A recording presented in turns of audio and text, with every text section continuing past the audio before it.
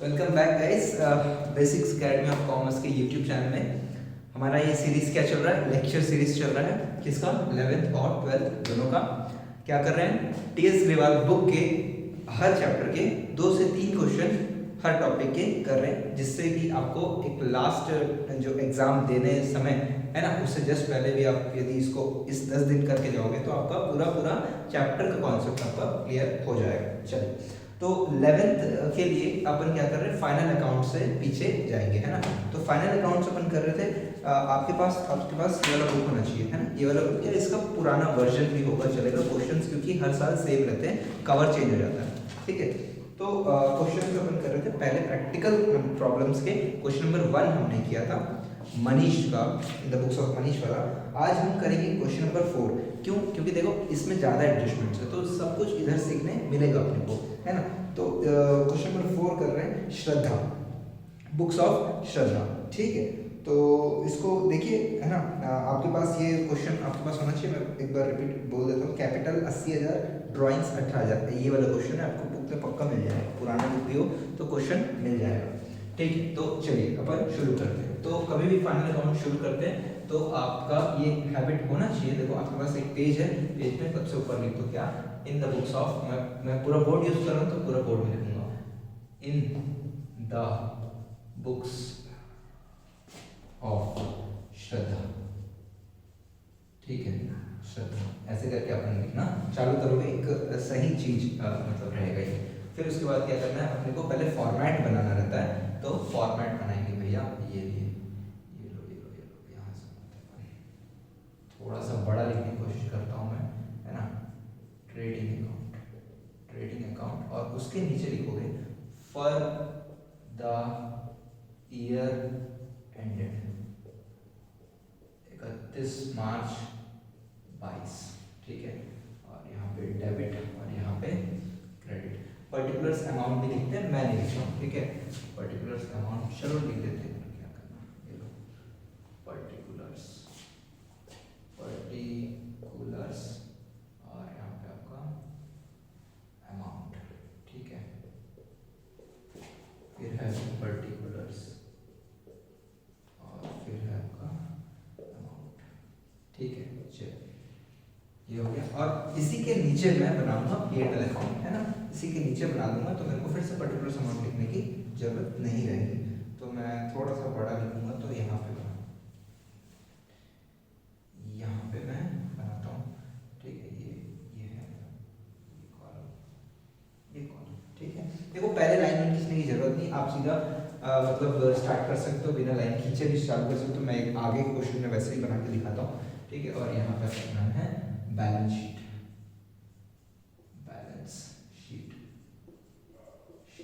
ठीक है। इसका डेबिट क्रेडिट नहीं होता है ना। इसका आपका क्या होता है, कैपिटल और लायबिलिटी, ठीक है। और आपका अमाउंट बड़ा लिखना होना है, दिखना चाहिए एसेट्स, और आपका ठीक है। ये है आपका, और बैलेंस शीट जो रहता है वो आप लिखोगे ऊपर, एक मिनट ऊपर ऐसे लिख दिया करो, बैलेंस शीट, ठीक है। एज ऑन 31 मार्च 2022, ठीक है।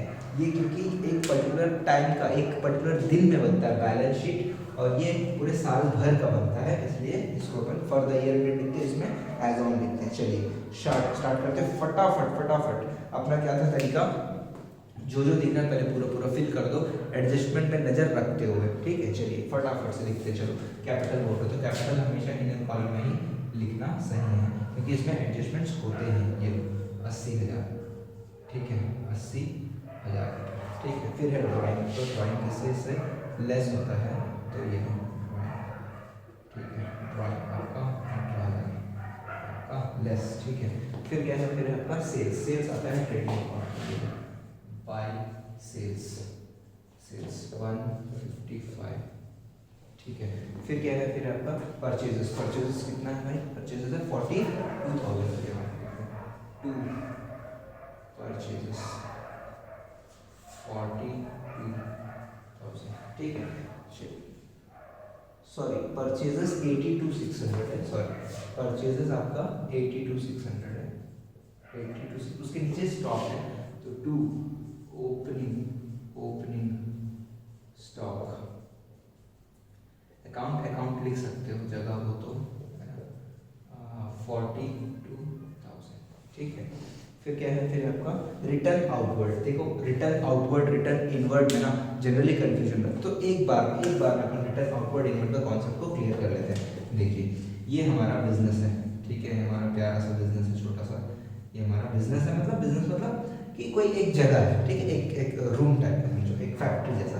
तो क्या होता है, परचेज करते हो तो सामान आपके बिजनेस में आता है, परचेज करते हो तो सामान आपके बिजनेस में आता है, और सेल करते हो तो जाता है, सेल करते हो तो गुड्स जो है वो बिजनेस से जाता है। तो परचेज क्या है, आ रहा है, और सेल से जा रहा है।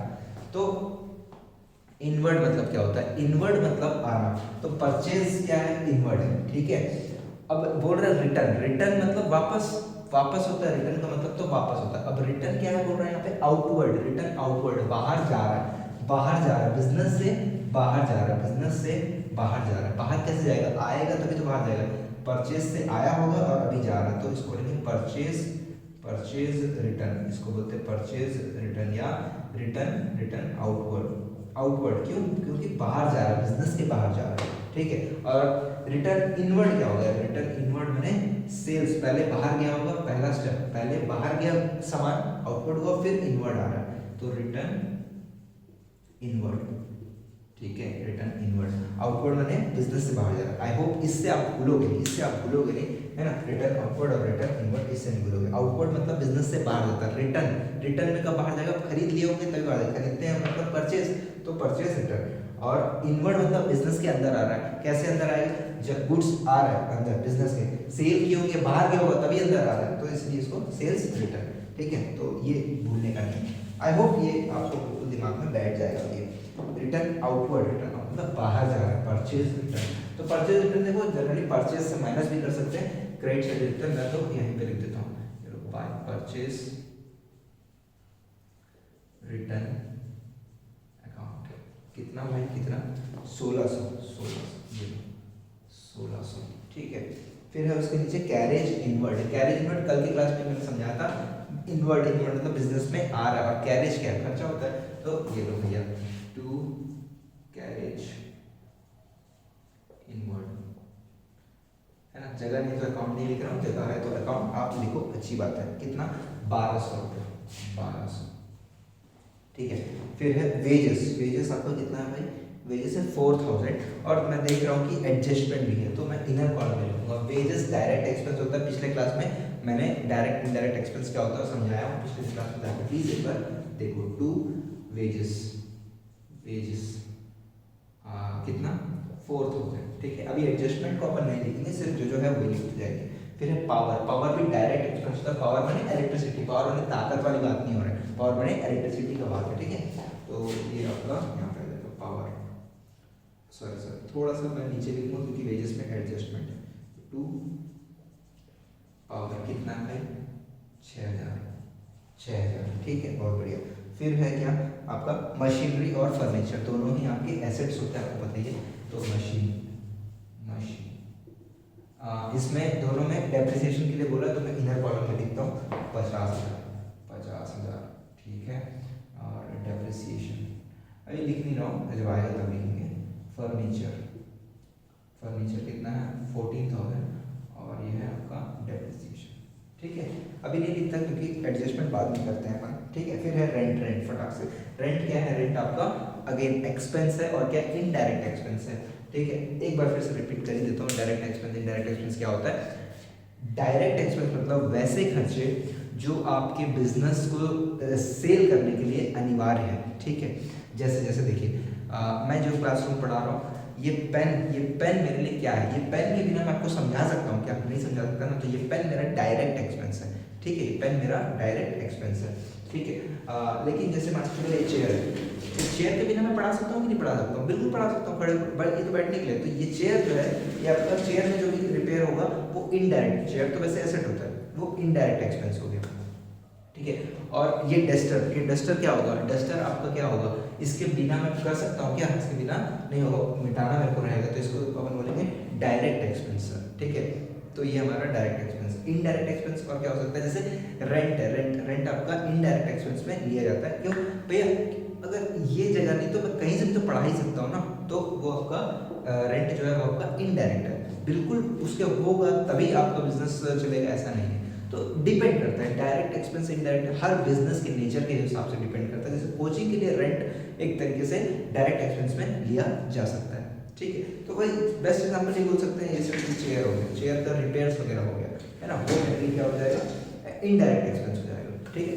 तो मैंने समझा दिया डायरेक्ट इनडायरेक्ट एक बार और, ठीक है।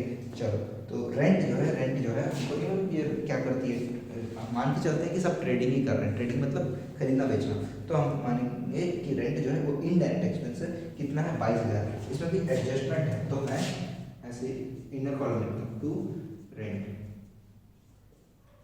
22,000, ठीक है, टू रेंट 22,000। फिर है सैलरी है 15, कोई एडजस्टमेंट नहीं है, तो सैलरी खर्चा होता है, तो टू सैलरी इनडायरेक्ट एक्सपेंस होता है, कितना है 15,000। फटाक से, बहुत बढ़िया। इंश्योरेंस भी हमारा खर्चा है, ठीक है। देखो डेबिट बैलेंसेस बोला है, ट्रायल बैलेंस में डेबिट बैलेंसेस बोला है, ठीक है। तो आपका खर्चा ही है, ये कितना है 3600, और इसमें एडजस्टमेंट है, मेरे को दिख रहा है, तो टू इंश्योरेंस 3600 एडजस्टमेंट है, तो इनर कॉलम, ठीक है। फिर है बैंक लोन मैंने लायबिलिटी होता है, तो यहाँ पे आ जाएगा बैंक लोन, इसमें कोई एडजस्टमेंट नहीं है ना, तो कितना है 25,000 डायरेक्टली यहाँ पे लिख देते हैं। अब क्या है फटाक से, क्या है डेटर मैंने बताया आपको ऑलरेडी, डेटर मैंने जिसको अपन क्रेडिट सेल करते हैं, जैसे हमको पैसे लेने हैं, तो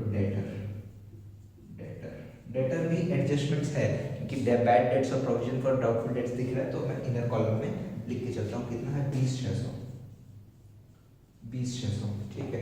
फिर है आपका क्रेडिटर्स मतलब जिनसे मेरे को पैसे लेने हैं, तो ये क्रेडिटर्स यहाँ पे लिखता हूँ मैं, कितना है भाई 18,900। हिंदी में बोलता हूँ तो तकलीफ तो नहीं होता ना, आप बुक सामने तो दिक्कत नहीं होनी चाहिए। और फिर है कैश मैं यहाँ पे लिखता हूँ, कैश इन हैंड, ठीक है, कितना भाई 1500, ठीक 1500। देखो ऐसा कुछ जरूरी नहीं है कि कैश इन हैंड ऊपर लिखना चाहिए, कई लोग बोलते हैं सर कैश इन हैंड पहले लिखना है, ऐसा कुछ नहीं है, आप लिखो, कोई दिक्कत वाली बात नहीं, ठीक है। ये हो गया सारा चीज, आगे से देख लो फटाक से, capital drawing, sales, purchase, stock, carriage out, return outward, carriage inward, wages, power, machinery, furniture, rent, salary, insurance, bank loan, debtor, cash in, सब आ गया। इतना ही आप यदि करते हो तो भी आपको ठीक ठाक मार्क्स मिल सकते हैं, मतलब क्वेश्चन के ऊपर, वेटेज के ऊपर डिपेंड करता है, ठीक है। तो ये भी आप अगर जल्दी एकदम लास्ट में कर रहे हो, फाइनल अकाउंट्स का क्वेश्चन एग्जाम में टाइम हो जा रहा है, तो इतना तो कर दो, एडजस्टमेंट भले मिस हो जाए, ठीक है। चलिए, फिर है आपका क्लोजिंग स्टॉक, पहला एडजस्टमेंट बाय क्लोजिंग स्टॉक दो जगह आता है, आप लोग को पता है, क्लोजिंग स्टॉक है 64,000, ये दो जगह आता है, बैलेंस शीट में भी आता है, तो क्लोजिंग स्टॉक कितना भैया 64,000, ठीक है। फिर है क्या, वेजेस आउटस्टैंडिंग, जैसे वेजेस माने खर्चा, आउटस्टैंडिंग मतलब अभी हमने पैसा पे नहीं किया है, तो भैया वेजेस में देखो एडजस्टमेंट है, आउटस्टैंडिंग पे नहीं किया, देखो अक्रूवल कॉन्सेप्ट क्या बोलता है, अक्रूवल कॉन्सेप्ट से ही हम बना रहे हैं सब। अक्रूवल कॉन्सेप्ट क्या बोलता है, पे किए हो नहीं किए हो हमको मतलब नहीं, इस साल के खर्चे और इनकम वैसे पे किए हो या नहीं किए हो आने चाहिए, खर्चे जो है आप पे किए हो या नहीं किए हो लिख दो, पे किए हो या नहीं किए हो लिख दो, अक्रूवल कॉन्सेप्ट तो लिख देते हैं। ऐड आउटस्टैंडिंग वेजेस, ठीक है, कितना 2400 ऐड कर दो, कितना 6,400, ठीक है। और आउटस्टैंडिंग अभी पे नहीं किए मतलब लायबिलिटी है, तो यहाँ पे आ जाएगा आउटस्टैंडिंग वेजेस, ठीक है, कितना 2400, ठीक। तो समझ आ रहा है, तो पे भले नहीं किए हो, आप ट्रेडिंग पीरियड में खर्चे जो है लिखोगे, इनकम भी आपको पैसा मिला या नहीं मिला आपको लिखना ही है, ठीक है। आउटस्टैंडिंग है, तो ये कहानी यहाँ पे कंप्लीट हो गया। जर्नल एंट्री पूछा जा सकता है, जर्नल एंट्री क्या है, वेजेस क्या है, खर्चा है, तो वेजेस अकाउंट डेबिट, और पे कर देते तो टू कैश, नहीं पे किया तो to outstanding wages, outstanding wages. Unpaid wages भी लिख लो, कोई दिक्कत नहीं है, अनपेड वेजेस लिख लो, है ना, कोई दिक्कत नहीं है, नाम से कोई फर्क नहीं पड़ता, ठीक है। तो ये हो गया आपका, ठीक है।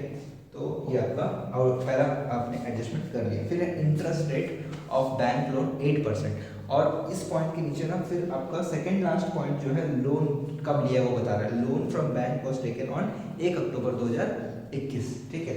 तो अब देखिए क्या होता है कि ये आपका फाइनेंशियल ईयर है अप्रैल, और ये है मार्च 22, ये 21, ठीक है। आप लोन कब ले रहे हो भाई, लोन ले रहे हो 1 अक्टूबर में, 1 अक्टूबर में, 1 अक्टूबर 2021, ठीक है। लोन जब से ले रहे हो तभी से ब्याज दोगे ना भाई, तभी से ब्याज दोगे। तो यहाँ से यहाँ तक का ब्याज दोगे, कितना महीना होता है, 6 महीना होता है, 6 महीने का ही ब्याज दोगे।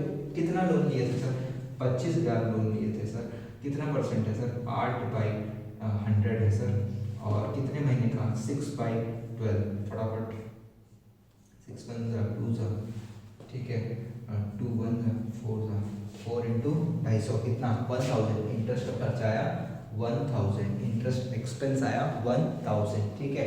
पूरे साल का पे किया हो क्या, अगेन पे नहीं किया तो इंटरेस्ट यहाँ पे लिख दोगे, इंटरेस्ट, इंश्योरेंस का एडजस्टमेंट थोड़ा नीचे लिख दे, 2 इंटरेस्ट, इंटरेस्ट कितना 1000, और क्योंकि आपने पे नहीं किया, क्योंकि आपने पे नहीं किया तो आप क्या करोगे, आप क्या करोगे, आउटस्टैंडिंग या अनपेड इंटरेस्ट बोल सकते हो, इंटरेस्ट, ठीक है 1000, ठीक है। कई लोग क्या करते हैं बैंक लोन में ऐड कर सकते हैं इंटरेस्ट को, आउटस्टैंडिंग को, वो भी करते हैं, बट ठीक है ऐसे भी दिखाओ, कोई दिक्कत वाली बात नहीं है। चलिए फिर आपका क्या है, इंटरेस्ट हो गया, इंटरेस्ट वाला बात, बैड डेट, ठीक है, बैड डेट, बैड डेट और प्रोविजन, ठीक है। बैड डेट, बैड डेट क्या होता है भाई, बैड डेट मतलब हो गया भाई, नुकसान हो गया, ठीक है, नुकसान हो गया तो लॉस है, लॉसेस आर ऑलवेज डेबिटेड। तो बैड डेट कहाँ पे आ जाएगा, बैड डेट आ जाएगा यहाँ पे सर 2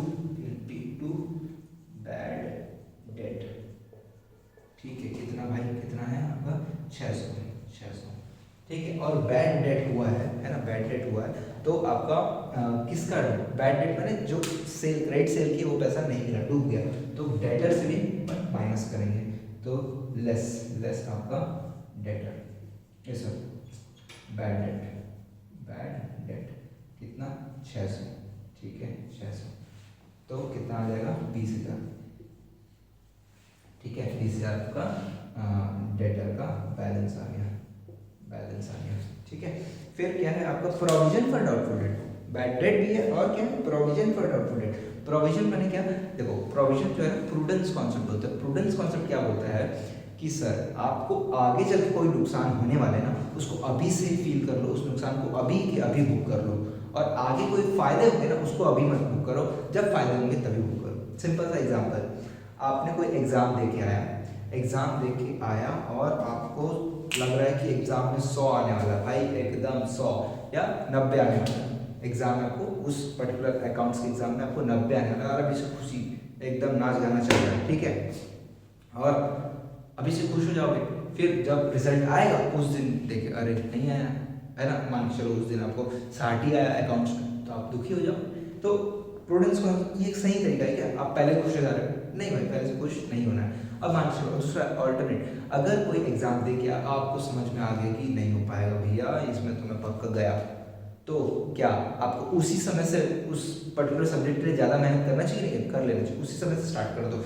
जहाँ पे नुकसान दिख रहा है वहाँ से अभी के अभी एक्शन ले लो, फायदा दिख रहा है तो रुको उसके लिए।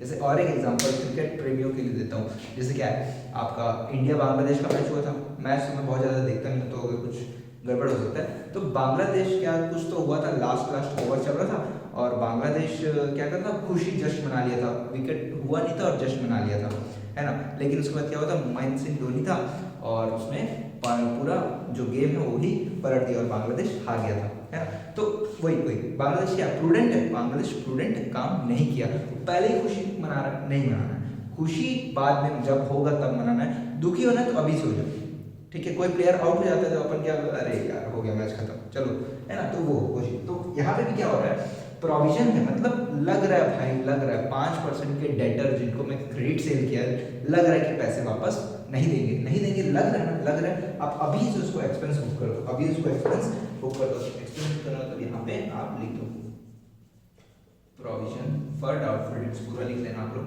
कितना है भाई यहाँ पे 5% है, 5%। किसका? डेटर का। डेटर का जितना भी अभी बैलेंस बचा है उसका 5%।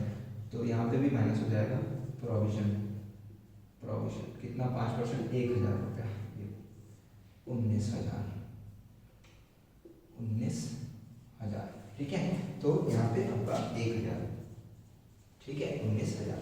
ठीक है, देखिए एक छोटा सा चीज मैं ना समझाना चाहता हूँ कि यहाँ डेटर से माइनस क्यों कर रहे हैं। देखिए दो चीजें, देखो इस क्वेश्चन को अच्छे से मार्क करना। क्या है इस क्वेश्चन के ट्रायल बैलेंस में ना आपको बैड डेट और प्रोविजन फॉर बैड डेट नहीं दिखा है, ट्रायल बैलेंस के बाहर दिया है दोनों। इसका मतलब क्या होता है? देखो ट्रायल बैलेंस मतलब आपका लेजर अकाउंट्स फाइनल हो चुका है, बन गया है, अब आप उसको छेड़ नहीं सकते। ठीक है, तो ट्रायल बैलेंस बनने के बाद बोल रहा है एडजस्टमेंट।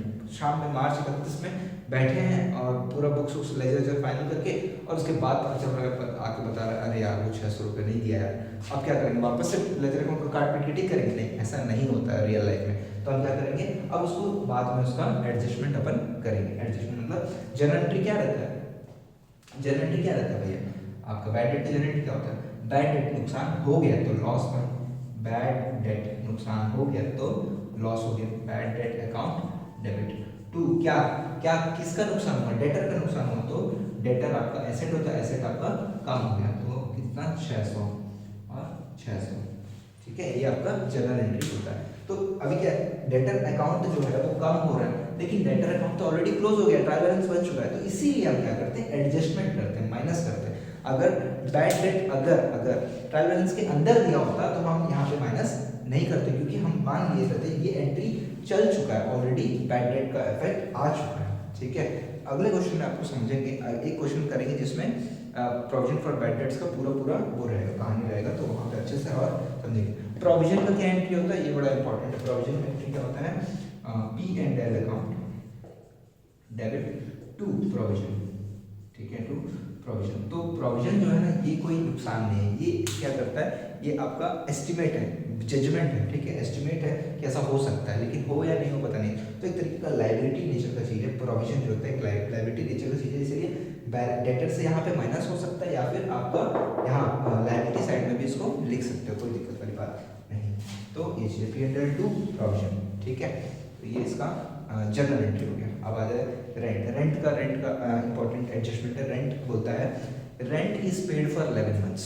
ठीक है, क्या बोलता है? रेंट कितना पे किए हो? रेंट कितना पे किए हो? 22,000। 22,000 जो पे किए हो ना भाई, 22,000 जो पे किए, ये 11 महीने का है, ये 11 महीने का है। देखिए मैंने आपको बताया, अभी अपन कर रहे थे दो एडजस्टमेंट ऑलरेडी करे। बोलता है कि भाई आपको क्या करना है? पूरे साल भर का खर्चा लेना ही लेना है। ठीक है, साल भर का खर्चा लेना ही लेना है, भले उसका पेमेंट किए हो या नहीं किए हो। ठीक है, तो अब देखो रेंट जो है आपने पे कितना किया? 22,000, 11 महीने के लिए पे किया है। तो लेकिन साल में कितने महीने होते हैं? 12 महीने होते हैं, है ना, 12 महीने होते हैं। पूरे 12 महीने का आपको रेंट पे करना ही है, खर्चा है, इस साल का खर्चा तो भाई पे करोगे बाद में। तो 12 महीने का कितना होता है? 12 महीने का निकाल लो। 12 महीने का खर्चा कैसे निकालेंगे? क्रॉस मल्टीप्लाई करेंगे, ऐसे करके क्रॉस मल्टीप्लाई। कैसे?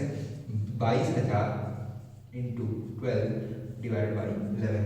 तो 11 1 11 2 2000 इंटू 12 24,000 12 महीने का होता है। ठीक है, और आपने पे किया 22,000। 2,000 जो है वो आपको अभी भी पे करना है ना, पे करना है, और इस साल का खर्चा है भाई, करना है तो लिखो भाई, करना है तो लिखो, क्या दिक्कत है? ये लो रेंट आपको पे करना है, तो आउटस्टैंडिंग रेंट पे करना है भाई, पे करना है 2,000, ये 24,000। ठीक है, तो क्या आपका एंट्री क्या होगा? एंट्री वही पे करना है, तो रेंट क्या है? रेंट खर्चा है, रेंट आपका एक्सपेंस अकाउंट आपका डेबिट हो चुका है, और ये आपका अनपेड रेंट या आउटस्टैंडिंग रेंट, जो भी आप यहाँ पे वर्ड यूज कर सकते हो। और क्योंकि लायबिलिटी है, आपको पे करना है, तो यहाँ पे लिख लो अनपेड रेंट, लिख लो अनपेड रेंट, लिख लो यहाँ पे कितना है रेंट? अनपेड रेंट 2,000 लिख लो भाई। ठीक है, चलिए फिर है रेंट का हो गया। फिर इंश्योरेंस का बड़ा इंटरेस्टिंग एडजस्टमेंट है। देखिए क्या बोलता है? इंश्योरेंस प्रीमियम इज पेड, पे कर दिए, पर एनम, कितने, 1 साल का पेमेंट किए। और क्या बोल रहा है, एंडेड 31 मई 2021। देखिए ये आपका अप्रैल और ये आपका मार्च क्या है 22 अप्रैल 21, ठीक है। इंश्योरेंस का पैसा कब पे किए, मई 31 मई को, मतलब ये अप्रैल का एंड हो गया और ये मई का एंड, मई के एंड मई 21 में आपने पे किया। कितने महीने के लिए पे किया, 1 साल के लिए, मतलब 12 महीने के लिए पे किया, मतलब अगले मई 22 तक आपने पे कर दिया, मई 22 तक आपने पे कर दिया। तो देखिए आपने 2 महीना एक्स्ट्रा जो अगले साल का पैसा है, अगले साल का जो खर्चा है वो अभी से आपने पे कर दिया, ठीक। लेकिन हमारा कॉन्सेप्ट बोलता है, क्या बोलता है, जो अकाउंटिंग ईयर कॉन्सेप्ट है वो बोलता है कि देखो सर आपको अपने जो खर्चे हैं ना उसको डिवाइड करना है साल भर में, ठीक है। इस साल का खर्चे को इस साल के P&L अकाउंट में ही लिखोगे, अगले साल के खर्चे को अगले साल लिखना, भले पे कभी भी हुआ हो, ठीक है। तो देखो हमारा साल तो ये यहाँ से यहाँ तक का चल रहा है, यहाँ से यहाँ तक का चल रहा है। तो आपने इस महीने का जो खर्चा बन रहा है वो कितने महीने का बन रहा है, 10 महीने का। आपने पेमेंट कर दिया 12 महीने का, हमको मतलब नहीं, आप खर्चा कितना बुक करोगे, सिर्फ 10 महीने का ही बुक करोगे। अकाउंटिंग ईयर प्रिंसिपल बोलता है भैया साल एक, क्योंकि आप देखो खर्चे जो है आपको 1 साल का होना चाहिए ना, मतलब आपने डिसाइड किया कि 1 साल का P&L अकाउंट, 1 साल का बही खाता बनाऊंगा, 1 साल का प्रॉफिट चेक करूंगा, तो आप अगले सालों का खर्चा यहाँ पे क्यों डालो, मत डालो, उसी साल का लोगे। उस साल में कितना महीना, 10 महीने, तो 10 महीने के हिसाब से अमाउंट आप लोगे भाई, ठीक है। 10 महीने के हिसाब से ही आपको अमाउंट लेना पड़ेगा। तो यहाँ पे कितना 3600 रुपये पे कर दिए, 3600 कितने महीने का, 12 महीने का। तो आपको कितने महीने का निकालना, इस साल में कितने महीने हैं हमारे अकाउंटिंग ईयर के हिसाब से, 10 महीने, क्योंकि मई से गिन रहे ना, मई से मार्च, अप्रैल से नहीं इंश्योरेंस लिया, अप्रैल से लिया तो बहुत अच्छी बात है, हमको कोई एडजस्टमेंट करने की जरूरत नहीं थी, लेकिन मई से अगले मई तक है, इसलिए 10 महीना इस साल के अंदर आ रहे हैं। तो 10 महीने के हिसाब से कितना, तो again cross multiply, 3600 into 10 divide by 12, 12 1 12, 300 into 10, 3000। तो 10 महीने का जो खर्चा आ रहा है वो 3000 ही आ रहा है। आपने P&L में 3600 लिख दोगे क्या, 3600 नहीं लिख सकते भाई, 3600 नहीं लिख सकते, सिर्फ इस साल का खर्चा ही आप लिख सकते हो। तो आप क्या करोगे, 3000 लिखना है, 3000 3600 यहाँ पे लिखा है, 3000 लिखना है, तो क्या करें, माइनस करें भाई, माइनस ये माइनस प्रीपेड कितना 600, तो 3000 आ गया, 3000 का अमाउंट आपका। और जो 600 है वो अगले साल का अभी से पे कर दियो, प्रीपेड अभी से पे कर दियो, तो आपके लिए क्या बनेगा, वो आपके लिए ऐसे बनेगा, प्रीपेड कितना 600 जो है आपका एसेट बनेगा, ठीक है। चलिए बहुत बढ़िया, बहुत बढ़िया। तो इसका ऐसा एंट्री क्या होगा, इसका एंट्री देखो इसको एंट्री समझना, क्या हुआ कि 31 मई को आपने 31 मई 21 में आपने एंट्री किया होगा, insurance account debit to cash, कितना पे कर दिया, 3600। अब साल क्या है, मार्च में आके देख, अरे इंश्योरेंस तो भैया है 12 मई, अगले साल के मई तक का है, तो 2 महीने का खर्चा जो है अपन नहीं कर सकते, तो खर्चे को कम करना है। खर्चा क्या है, ये इंश्योरेंस खर्चा, तो खर्चे को कम करना है, डेबिट किए तभी क्रेडिट करेंगे तो खर्चा कम हो जाएगा, इंश्योरेंस अकाउंट आपका क्रेडिट हो जाएगा, कितने रुपए से, 600 रुपए से, ठीक है। और ये क्या है, ये आपका अगले साल का फायदा है ना, अभी से आपको अभी आपके लिए फायदा है 2 महीने का, क्या है, प्रीपेड इंश्योरेंस, ये इसका जनरल एंट्री होगा। कब पास करोगे, 31/3/2022 में ये एंट्री आप पास करोगे, ठीक है। खर्चे को कम कर रहे हैं, इसीलिए देखो माइनस कर रहे हैं, एक्सपेंस को यहाँ पे माइनस कर रहे हैं, ठीक है। तो ये चीज है भाई, ठीक है। आई होप ये एडजस्टमेंट आपको समझ में आ रहा है, बहुत बढ़िया हो गया। बस ऑलमोस्ट लास्ट में लोन के बारे में आपने ऑलरेडी कर लिया। डेप्रिसिएशन पूरा 10% और 5%, इसके ऊपर 10% कितना भैया 5000, और इसके ऊपर 5% कितना 700, तो इसका 45,000 और इसका 13,300, ठीक है। 19 आ गया भाई, सब कुछ आ गया, सब लिख दिया मैं, है ना। एक बार देख लो एडजस्टमेंट, हाँ सब कुछ आ गया। तो यहाँ पे हमने अब क्या करना है, हमको टोटलिंग करना है, जिसमें अपने को थोड़ा सा डर लगता है, सर गलती भी यहीं पे होने का संभावना है। देखो यहाँ तक का कोई दिक्कत वाली बात नहीं है, आपको एडजस्टमेंट थोड़ा बहुत समझना है एक बार, लेकिन मेन कैलकुलेशन का ही दिक्कत होता है, ठीक है। तो जल्दी से फटाक से 155 एक 50 और 6 60 कितना, 2 10, 2 10 और 5 और ये 4, 2 10 और 10, 2 20, 2 20 और 600।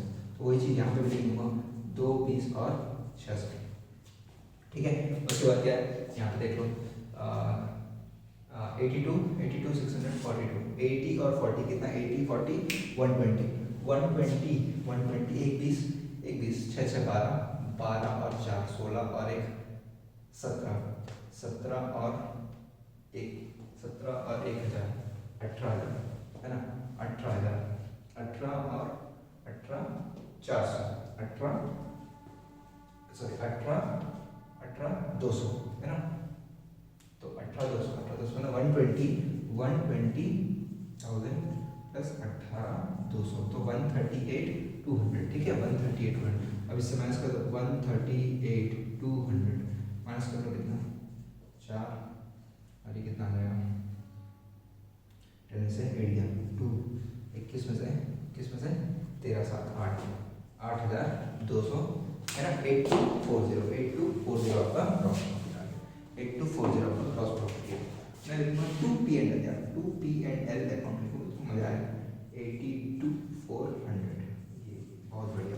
यहाँ पे आ जाएगा by trading account, by trading account क्या है, ये ग्रॉस प्रॉफिट है। ऐसे दिखाओगे ना अच्छा लगेगा यार, ऐसे आप अगर लिखोगे तो अच्छा लगेगा। कितना, 82,400, बहुत बढ़िया।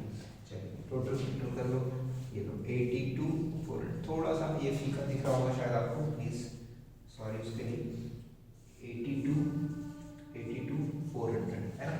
अब इसका टोटल कर लो, इसका टोटल कितना, 24 और 15 है, 24 और 15 कितना, 39 और 140, 40 और 44 और 6, 44 और 44,600। और तो कुछ नहीं है ना, और तो कुछ नहीं है। 44,000 इंटरेस्ट डाल दिए, वेजेस डाल दिए, रेंट डालना है, 44,600। 82,400 माइनस 44,600। ठीक है, तो इसको माइनस करना कितना आएगा भाई, 14 में से 6 किया आपका 800। सही है, मेरे को तो कुछ सब आ गया ऐसे में।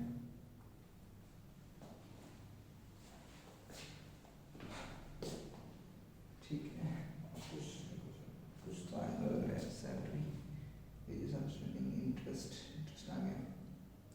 डेप्रिसिएशन देखा ना, तो लग रहा है कुछ तो मिसिंग लग रही है अमाउंट्स में, मेरे को ऐसा फीलिंग नहीं आ रहा था। डेप्रिसिएशन में यहाँ पे टू डेप्रिसिएशन, ये सब चीज़ें थोड़ा सा देखने का यार है ना, लग ही रहा था मेरे को, फिगर देख रहा था। 5700 एक साथ लिख दे रहा हूँ मैं, एक साथ लिख रहा हूँ। ठीक है, चलिए कुछ तो ऐसा फीलिंग आता है यार है ना, आप भी जब क्वेश्चन बनाते रहोगे ना, ऐसा कुछ ना कुछ आपको लगेगा कुछ मिसिंग है, तो एक बार फटाक से देख लेने का है ना। चलो बहुत बढ़िया। अब आ जाओ कितना, 24 और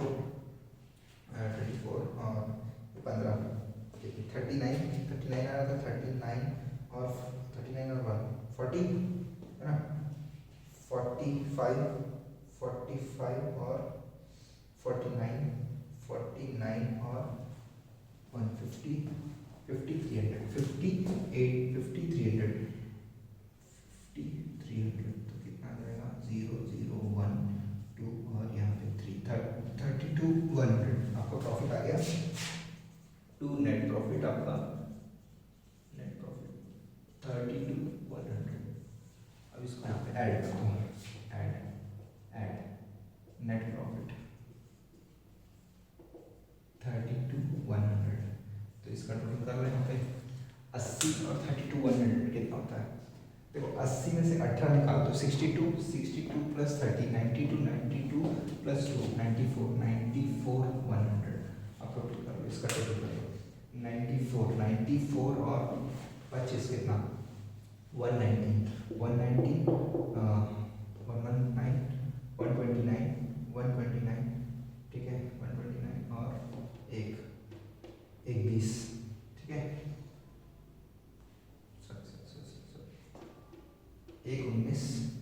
19 और 10, 19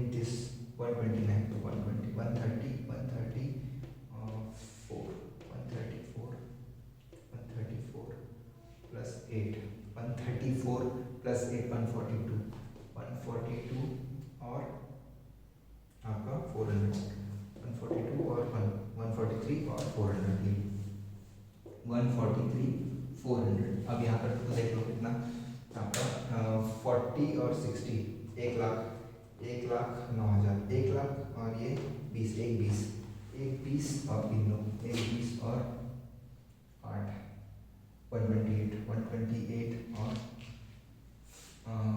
5 128 और 5 कितना 133 प्लस 9 कितना 142 प्लस 143 100 और 3 143 400 ठीक है। तो ये क्वेश्चन यहाँ पे हो गया कंप्लीट, बैलेंस शीट हो गया मैच। अगर बैलेंस शीट मैच नहीं भी हुआ आप लोग का बाई चांस किसी वजह से, तो आपको मतलब आप समय है तो देखना, वापस देखना, नहीं है तो छोड़ देना, कोई दिक्कत नहीं। आप बाकी सब चीज़ें सही रहेगा तो आपको बिल्कुल मार्क्स मिलेगा। ठीक है, तो ये हुआ है क्वेश्चन, है ना। तो देखिए अपन ने इस क्वेश्चन में क्या क्या सीखा। इस क्वेश्चन में ना एक तो कॉन्सेप्ट हमने ये सीखा कि अक्रूवल कॉन्सेप्ट, जो क्या बोलता है ट्रेडिंग P&L अकाउंट में खर्चे का पेमेंट हुआ हो या नहीं हुआ हो डाल दो, इनकम का पैसा आया हो या नहीं आया हो डाल दो। ठीक है, इस साल का इस 12 महीने के खर्चे को आपको लिखना ही लिखना है, पेमेंट हुआ हो या नहीं हो, सिर्फ इसी साल का लिखना है। और एक कॉन्सेप्ट हमने सीखा अकाउंटिंग पीरियड कॉन्सेप्ट, जिसमें क्या होता है जैसे इंश्योरेंस में क्या करते हैं हम अगले साल का पेमेंट डाल देते हैं, अगले साल का पेमेंट इस साल के P&L में नहीं आएगा, वो अगले साल के P&L में जाएगा, तो वो एक एडजस्टमेंट हमने किया। और एक कॉन्सेप्ट हमने सीखा प्रूडेंस कॉन्सेप्ट क्या है, बैड डेट और प्रोविजन। प्रूडेंस बोलता है कि भैया नुकसान दिख रहा है तो अभी बुक कर लो, आगे दिख रहा है तो अभी बुक कर लो, लेकिन फायदा होगा तो अभी से बुक नहीं करोगे। और हमने ये भी समझा कि एडजस्टमेंट्स क्या होते हैं। एडजस्टमेंट मतलब 31 मार्च में सारे लेजर्स क्लोज हो जाने के बाद आपके एडजस्टमेंट्स आपको दिखते हैं कि अच्छा ये भी है, तो इसीलिए आप यहाँ पे प्लस माइनस वगैरह कर रहे हो, क्योंकि अकाउंट को आप ठीक नहीं कर सकते, इसीलिए जब आप फाइनल अकाउंट बनाए तभी आप यहाँ पे प्लस माइनस वगैरह करते हो। तो ये क्वेश्चन में काफ़ी एडजस्टमेंट्स थे, और एक क्वेश्चन वैसे 1-2 क्वेश्चन और देखेंगे जिसमें बहुत सारे एडजस्टमेंट्स रहेंगे और अपना ये आप कंप्लीट हो जाएगा। ठीक है, तो यार साथ बने रहो, और मेरे को लगता है कि आपको जरूर फायदा होगा इस लेक्चर को फॉलो करोगे। तो मैं एक एक चीज़ डिटेल में बता रहा हूँ। आपका काम क्या है, आपका काम ये है कि समझो, जो मैं कर रहा हूँ उसको समझो पहले तो, ठीक है, और उसके बाद खुद से इसको बनाओ, और जहाँ जहाँ डाउट आ रहा है वहाँ वीडियो को उस पॉइंट पे जाके देखो कि क्या हुआ।